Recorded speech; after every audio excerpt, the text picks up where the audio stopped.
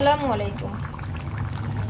আচ্ছা, আপনারা কি এইভাবে লাউ দিয়ে শোল মাছ মানে এটা দিয়ে রান্না করে খান টমেটো দিয়ে? আমি তো শোল মাছ খাই না, তাই আমার জন্য দুইটা চিংড়ি মাছও দিছি সাথে।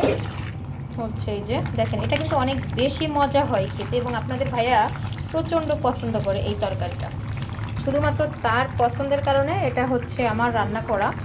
ইভেন খেতেও কিন্তু দুর্দান্ত স্বাদ হয়। আর কালারটা দেখছেন, জাস্ট কাঁচামরিচ, পেঁয়াজ এবং রসুন কুচি দেওয়া হয়েছে, এখানে কিন্তু অন্য কোনো মশলাই দেওয়া হয় নাই। আর দেখেন লাউটা কি গলে গেছে। লাউটাও কিনতে বুঝে অনেক ভালো কিনতে পারে আপনাদের ভাইয়া লাউটা, মাশাল্লাহ। তো খুব সুন্দর, মানে আমি টেস্ট করে দেখলাম, লবণ চেখে দেখলাম অনেক বেশি ভালো হয়েছে। আর এই যে মাছগুলো কিন্তু একটু ভেঙে ভেঙে গেছে।